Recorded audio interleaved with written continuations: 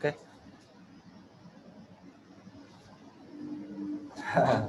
Lanjut ya. Tadi terakhir tentang apa? Keterbatasan. Iya, keterbatasan itu pernah punya keterbatasan, terus gimana? Sebenarnya kalau keterbatasan itu pasti ada ya, cuman gimana tanggapinya. Jadi kayak ya udah sih kita nyoba. Contoh yang lu alamin.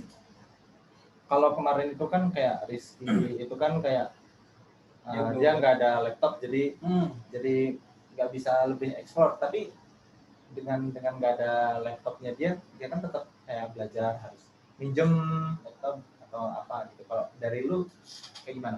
Ada nggak? Dari gue sih sebenarnya kayak lebih ke terbatas, kayak kan dulu gue interest ke desain, cuman nggak ada gurunya gitu, cuman jadi ya udah belajar otodidak. Cuman otodidak kan kemana-mana tuh, nggak fokus. Nah, gitu. Karena dunia desain juga luas banget. Jadi ya emang harus cari guru gitu misalkan. Ya itu dapat di kampus ya. Berarti kalau keterbatasan secara kayak alat ataupun apa gitu nggak ada? Alhamdulillah sih laptop ada dari dulu ya. Ada. Cuman dulu sempat kayak pengen jadi ilustrator kan, pengen beli drawing pad. Buat gambar. Sampai sekarang belum terrealisasi. Nanti kan udah kerja tuh. Tapi akhirnya juga nggak jadi pengen beli karena emang nggak pengen pakai. Iya benar. Tapi nggak pakai gitu. Ya barangkali masih penasaran, pengen nyoba. Masih pengen, kan masih termasuk desain juga kan. Iya benar. Pengen buat karya yang nggak, kan kalau UI UX itu kan lebih ke kerjaan. Siapa tahu hobinya desain atau gambar yang pakai drawing pad itu kan ya masih pengen jadi kayak ilustrasi juga kan masuk dalam aset UI desain juga kan. Ya. Bisa. Itu tinggal minta pengadaan aja. Bener itu. Bisa tuh nanti bisa minta beliin drawing pad untuk pengembangan diri dan untuk konten-konten kantor gitu kan. Jadi dapat ide buat minta inventaris baru. Kalau sekarang posisinya kan udah semester 8 nih. Semester 8. Itu udah skripsi belum? Belum skripsi? Belum. Sama sekali? Belum sama sekali. Rencananya pengen judulnya pengen apa? Rencananya? Nah, pasti kan udah ada gambaran nih, pengen buat apa ataupun ngapain gitu kan?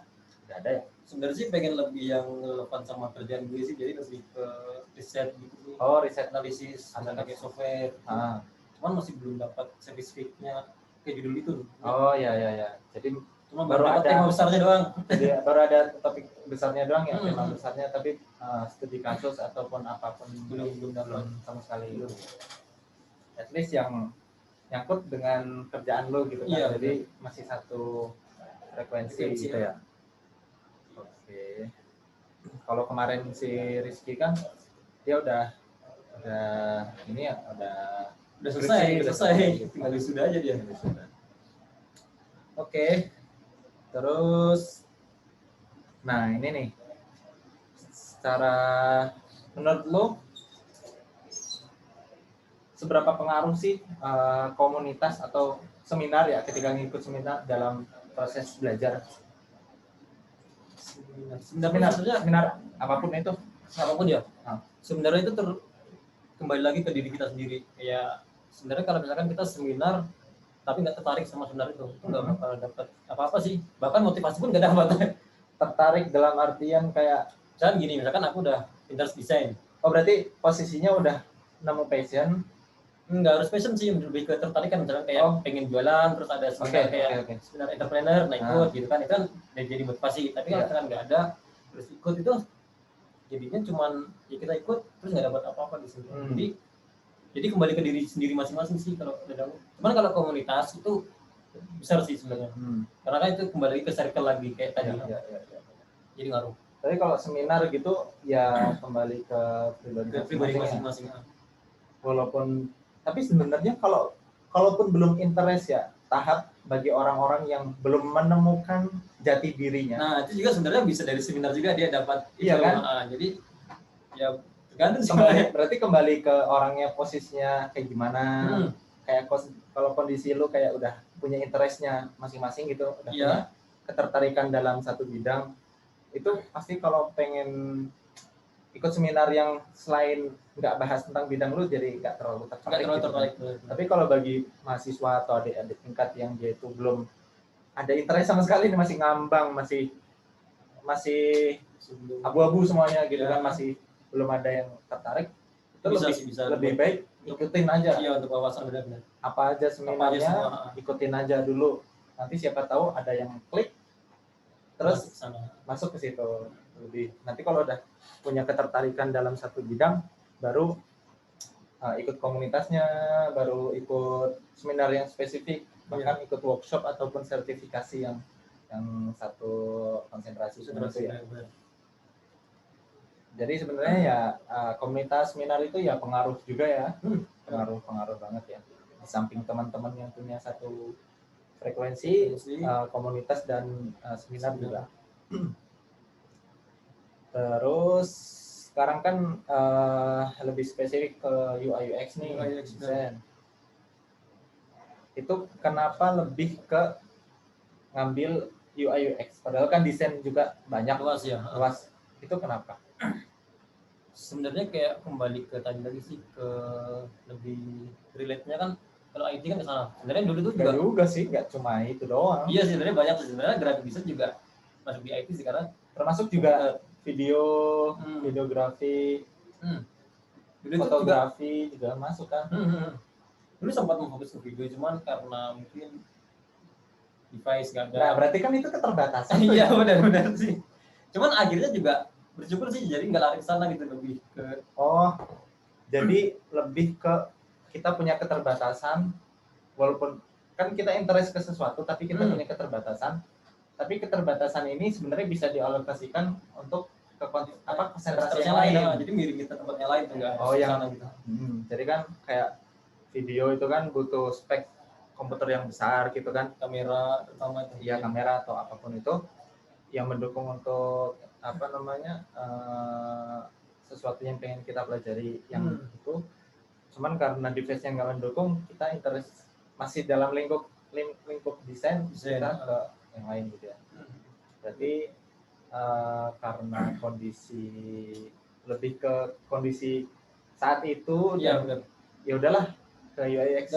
Enggak sih sebenarnya dulu tuh, atau emang lebih tertarik ke UI UX desainnya secara murni, tertarik di situ? Dulu tuh sebenarnya lebih ke grafik kan, grafik desain, cuman kembali lagi ke prospeknya, kayak sebenarnya prospek sih, cuman kayak aku mungkin yang belum nemu kan, belum nemu, kayak mungkin lebih ke cenderung ke bikin poster. Dengan poster kan lebih ke layouting, dengan logo aku lemah banget, nggak bisa bikin logo. Nah, ke layouting akhirnya kenal sama UI design. Kenal UI design, dari situ di situ layouting juga tuh, layouting. Terus akhirnya nemu kayak gurunya juga, ada yang motivasi belajar di situ akhirnya. Dan momennya berarti ya? Iya benar, momennya juga pas UI UX design itu mendukung. Selain yang itu kurang mendukung, walaupun itu tertarik. Berarti ada kemungkinan nanti kalau misalkan ada momennya itu bisa juga switch ke desain. Dan sebenarnya maksudnya switch ke UI UX design baru-baru juga ya. Jadi dulu itu ceritanya kan lebih fokus ke graphic design, terus karena habis dapat insight banyak tentang UX, tertarik, banyak sering lihat di Dribble, Instagram, UX kan keren-keren tuh, tertarik pengen bikin, akhirnya dulu itu pengen belajar, sempat dulu itu sampai waktu pandemi kan gabut tuh, nggak ngapa-ngapain. Pandemi itu aku coba kirim CV untuk magang di salah satu studio Jogja namanya Slab Design. Itu kalau desainer pasti kenal Slab Design. Terus Slab Design di situ itu tuh bikin portfolio dadakan. Portfolio dadakan tentang UX, kita ambil case tentang Elera, kampus kan belum ada mobilnya tuh. Aku bikin itu case-nya itu, aku kirim ke sana, terima sampai ada hampir sebulan tuh gak ada feedback. Terus nggak sebulan sih, maksudnya hampir gak ada feedback. Terus akhirnya ada lowongan itu di Wolo Surabaya. Itu aku apply lah di sana, diterima, langsung masuk. Diterima, nggak lama kemudian dari Slab Design ada email, karena diterima juga. Akhirnya di situ sempat bimbang, akhirnya ya udah terputusin ke sama yang. Nah dari situ baru belajar benar-benar belajar UX design dari di tempat kerja ya. Jadi dulu itu cuma belajar biasa, belum basic lah ya, at least basic, tahu gambaran UX design tuh ngapain gitu kan. Tapi fundamental yang lebih dalamnya belum. Ya.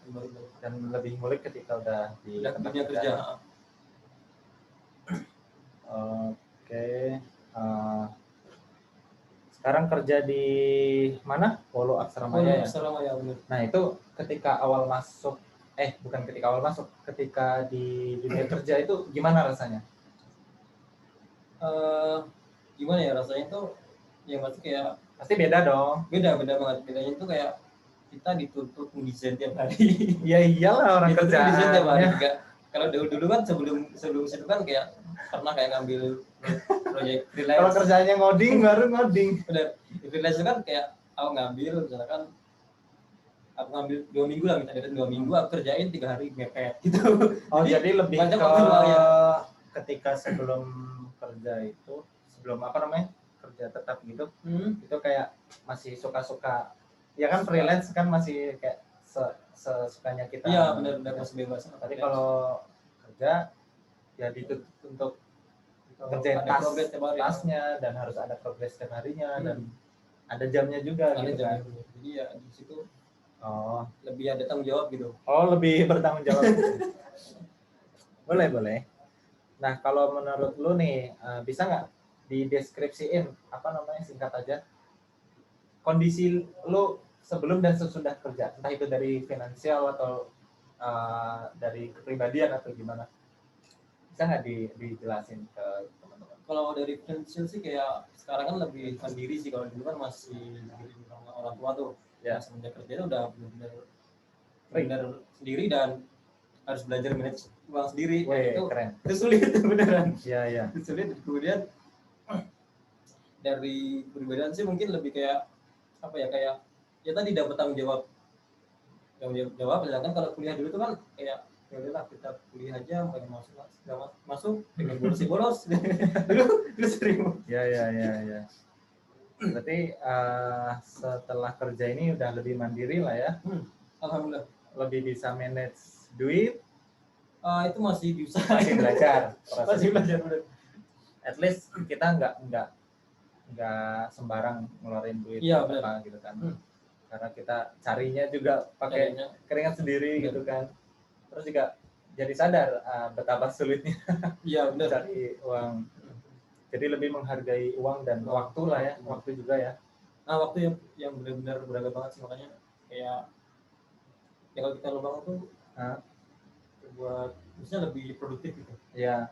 Dan ini juga sebenarnya kesini saya undang di acara ini juga ngambil waktu kerja kan. Benar-benar ngambil waktu harus izin. Ya harus izin. Jadi ini harus terima kasih banget buat Mas Huda yang udah terima kasih udah sini.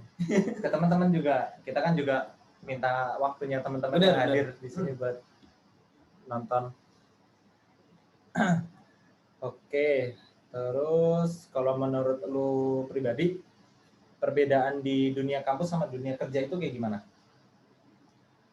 Ya lebih ke tadi yang lebih ke tanggung jawabnya beda, terus kembali lagi ke proses belajar sih. Mungkin proses belajar kalau kayak di kampus tadi kan benar-benar kita belajar kayak yang dapat dari kampus tuh benar-benar dasar, tapi dasar pengenalan yang emang spesifik sih, kayak pengenalan yang kayak kita ambil di IT ya udah pengenalan di IT semua, pengenalan semua. Ya. Kita nggak bisa ngambil spesifik. Sedangkan kalau kita berarti lebih general gitu ya kalau lebih general. Cuma itu juga penting karena kalau kita nggak, kan kita juga nggak bakal tahu kan kita mau kemana. Ya, sedangkan dunia kerja itu kita lebih spesifik.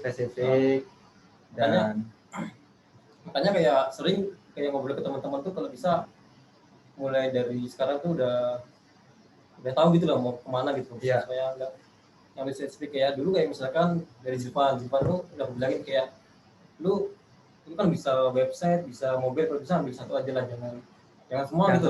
Lebih satu ekspertis karena perbedaannya jauh banget ketika kita bisa semua sama beda bisa yang lebih expert di satu bidang. Kayak misalkan kita kerja di sebuah perusahaan, aku bisa desain, bisa fotografi, bisa video. Nah itu pasti perusahaan yang nggak paham tentang desain, pasti di situ digaji murah kan. Ya. Sedangkan lu ketika kita kerja di misalkan lu di expert di UI UX aja lah, UI UX, nah situ pasti gajinya lu lebih nggak tahu. Lebih maksudnya lebih apa ya? Lebih tergantung mau dibayar atau enggak, mau bayar seberapa. Cuman ketika lebih expertise, lebih ngambil satu pasti fokus, lebih inilah lebih sedikit orang dan lu lebih stand out, lebih kelihatan gitu. Iya benar-benar. Jadi eksistensinya tuh ada ya dia tuh ahli di bidang apa gitu. Iya benar-benar. Ahli nggak general. Sebenarnya kalau di coding general juga dia bisa dibilang, kalau kan ini kan berarti membahas tentang orang generalis atau spesialis. Spesialis benar ya. Gitu kan. Berarti ada orang yang masih generalis, coding juga kalau misal mobile, web, front end, back end itu bisa semua, berarti kan masih generalis di bidang coding. Tapi secara kehidupan dia udah spesialis di bidang coding. Iya benar. Dibanding job-job yang lain ya kan. Benar. Ya mungkin nanti senyamannya orang lah ya berarti. Iya sih. Kalau di dunia kampus kan lebih kayak belajar basic. Benar. Basic. Berarti itu kira-kira bisa di skip nggak? Oh tetap nggak bisa sih. Nggak bisa ya. Nggak bisa. Lebih bagus kuliah gitu ya. Kuliah karena dulu lebih dapat apa ya, misalkan kayak di kuliah ada kayak algoritma. Nah, kita di situ kan semua pemrograman tuh semua pakai algoritma tuh. Kalau bahasa Java, PHP, jadi tetap pakai. Termasuk juga UI UX mungkin. UX itu lebih kepake ya, misalkan kita lebih paham front end tuh. Jadi kita lebih bikin desainnya make sense yang lebih dia bisa ngerjain. Karena kalau kita bikin desain yang benar-benar lebih rumit, explore banget, ternyata itu nggak bisa diimplementasi gitu kan. Programmernya mumet. Jadi lebih realistis kalau kita bisa paham tentang itu.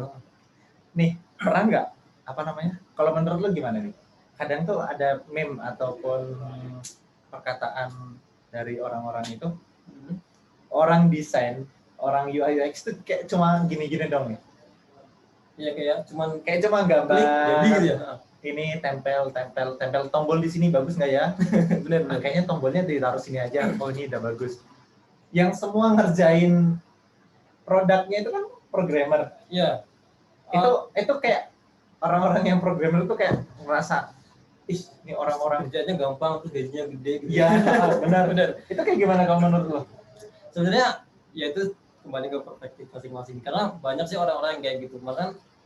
Dan gini, karena orang-orang yang nggak paham tentang desain itu pasti mereka bisa ngerti tentang, misalnya dia nggak paham desain itu bagus, ya ngeliat desain bagus ya udah biasa aja. Tapi kalau ketika ada yang lihat desain jelek pasti mereka paham gitu. Iya. Nah makanya sebenarnya kalau buat desain itu nggak asal kita gambar, apalagi nggak asal nempel tombol gitu ya. Apalagi kalau UI UX, karena UX kan flow-nya kayak dari awal kita ngeliat dulu kita mau bikin apa kan, software simak.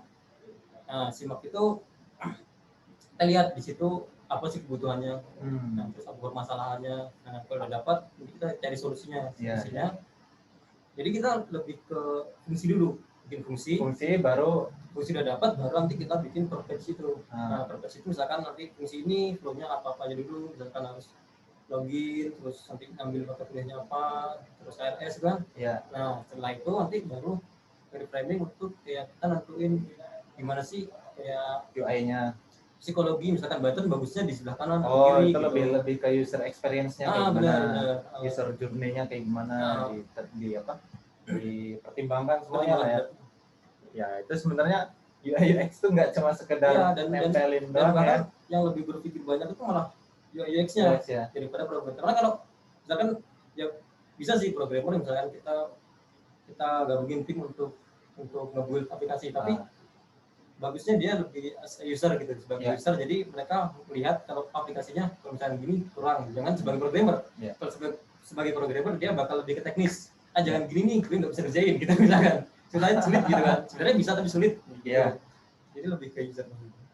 Oke, jadi tapi emang kalau dilihat secara kasat mata tanpa apa namanya tanpa ilmu, orang yang ngomong tanpa ilmu ya ngomongnya bakal kayak gitu. Orang-orang desain kerjanya cuma gitu doang. Ya, cuman kalau misalkan nggak ada desain tuh misalkan ya mungkin sekarang udah banyak template untuk website. Tapi kalau untuk software mobile apps itu kan agak sulit.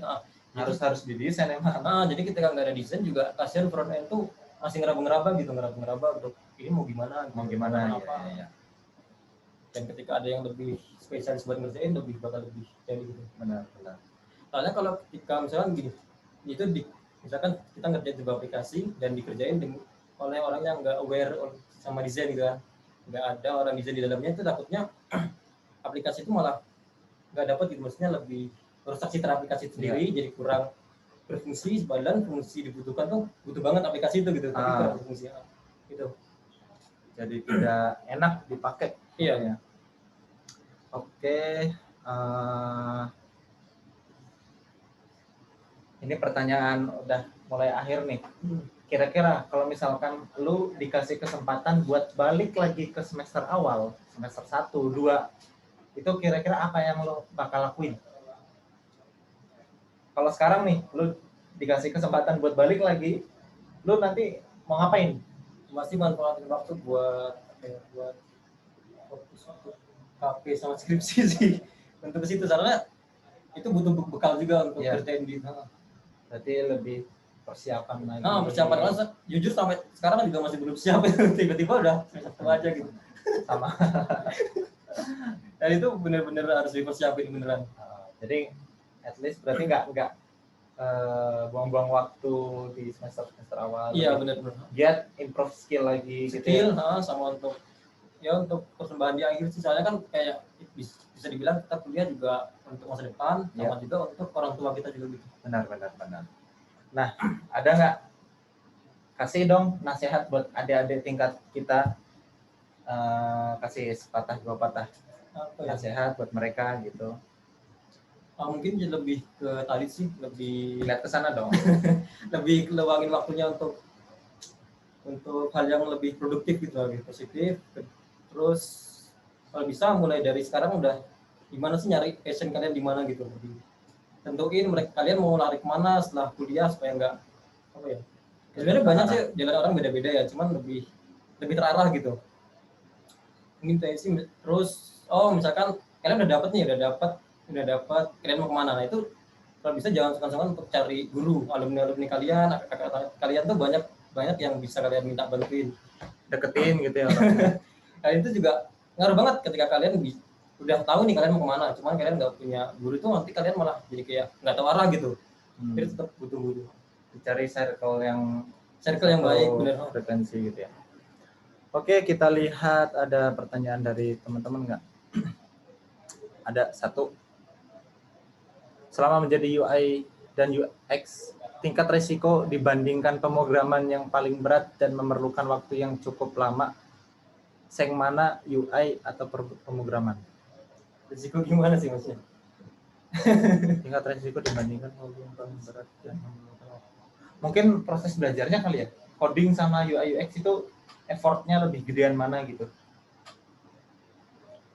Sebenarnya nggak tahu lah ya. Iya benar-benar. Soalnya kalau effort tuh lebih ke coding, kalau seandainya tuh udah dapat, sebenarnya sama aja kan? Sama aja sih. Sama aja. Itu kembali ke masing-masing dari kita. Kita mau meluangkan waktu untuk mempelajarinya apa enggak? Gitu kan? Entah itu konsentrasinya sama UI UX, mobile ataupun coding atau apapun itu. Security juga sama. Itu kan kembali ke masing-masing kita. Seberapa banyak waktu yang ingin kita investkan ke arah situ. Nah, nanti kembali ke passion kan. Kalau misalkan kira-kira nggak masuk gitu ngoding, masuknya ke desain, ya jangan dipaksain buat ngoding gitu. Jangan effort waktu dan tenaga terhadap sesuatu yang kita itu nggak bisa atau nggak mungkin. Benar. Sebenarnya bisa nggak bisa itu relatif juga sih sebenarnya. Tapi kan kembali ke pribadi yang bisa menilai. Kalau ada yang lebih mudah, kenapa cari yang sulit gitu kan? Kalau saya lebih enak di desain, kenapa harus ngoding? Lagian juga semuanya itu berjalan bersamaan. Ngoding nggak ada desain nggak bisa jadi produk yang bagus.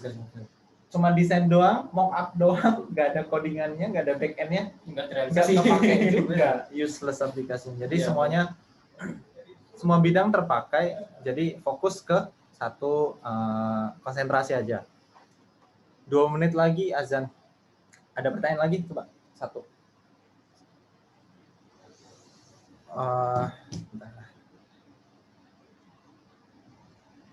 Teman-teman yang mau persiapan apa buka mungkin boleh pegang es tehnya, udah boleh.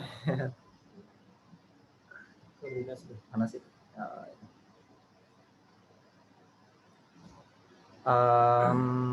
Tanya dong Mas Huda, apa yang membuat Mas Huda berani dan pede menerima tantangan dari Mas Aspuri menjadi desainer UI UX padahal statusnya belum lulus? Sebenarnya dari kayak apa ya? Dari awal emang dari goal tadi ya, goal. Jadi emang dari awal emang udah ada niat pengen kerja sebelum lulus.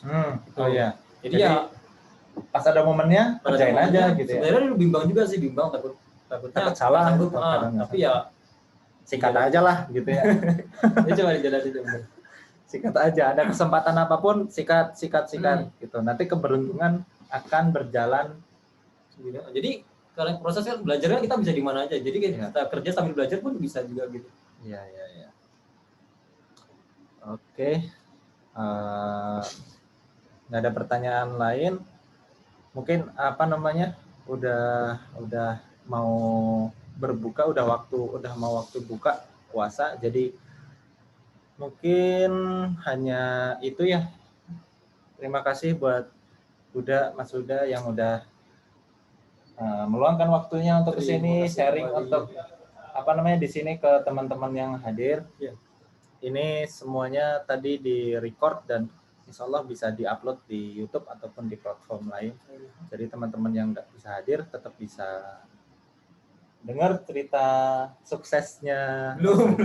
Masih proses. Amin.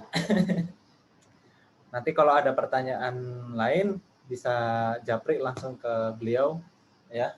Silakan.